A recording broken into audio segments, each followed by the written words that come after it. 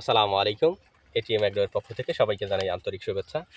Viewers, আজকে আপনাদের একটা জিনিস দেখাই, সেটা হচ্ছে গাছের যে নিচের পাকা পাতা বা বড় পাতা, যেগুলো বয়স্ক পাতা, যেগুলো একটু চেহারা অন্যরকম হয়ে গেছে, সেগুলা কিভাবে কেটে দেব এবং কিছু শাখা, যেগুলো শাখা চিকন, যেগুলো থেকে ফল পাওয়া যাবে না, এরকম কিছু শাখা কেটে দিব। ভিউয়ার্স, আজকে আমার প্রজেক্টের বয়স হচ্ছে 59 দিন। মাশাআল্লাহ, ফল অনেক সুন্দর সেট হয়েছে। জাত হচ্ছে অ্যাগ্রো ওয়ানের তুষারা, এবং আরেকটা জাত আমি আরেকটা জাত রোপণ করেছি, সেটা হচ্ছে প্লান্টেন সিডসের রূপাই। মাশাআল্লাহ, দুইটাতেই ফলন অনেক ভালো। তবে তুষারাতে স্ত্রী ফুল অনেক বেশি, প্রতি গিটে গিটে স্ত্রী ফুল। রূপাইতেও স্ত্রী ফুল একটু কম, রূপাইতে স্ত্রী পুরুষ ফুল দুইটাই আছে। তুষারাতে আরেকটা বিষয় আপনাদের বলে রাখি, তুষারাতে যেটা পুরুষ ফুলের গাছ, সেটাতে শুধু পুরুষ ফুল, ওটাতে কোনো স্ত্রী ফুল নাই।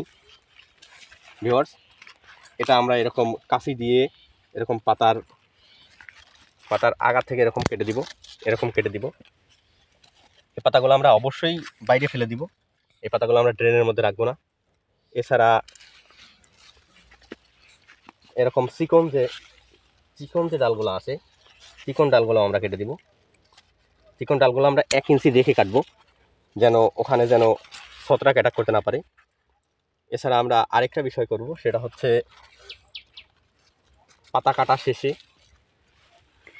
আমরা যে কোনো একটা ছত্রাকনাশক স্প্রে করে দিব।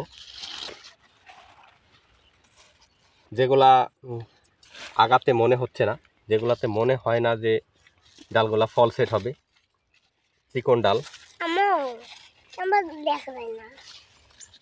চিকন ডালগুলা কেটে দিব। এতে মূল গাছের শক্তি বৃদ্ধি পাবে, এবং আগার দিকে এরকম উপরের দিকে প্রতিটা গিটে গিটে ফল সেট হবে। যদি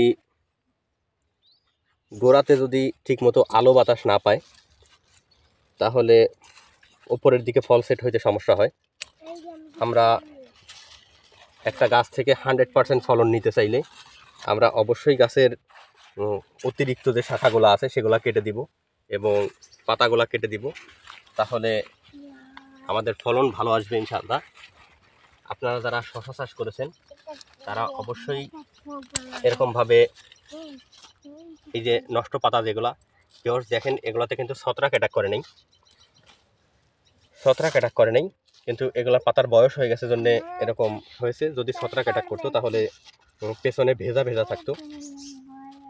এগুলা পাতার বয়স হয়ে যাওয়ার কারণে এগুলা পাতা কেটে দিচ্ছি আমি, এবং এগুলা পাতা কেটে দিলে তাহলে গাছের গোড়ায় ঠিকমতো আলো বাতাস পাবে এবং ফল সেট হতে সুবিধা হবে।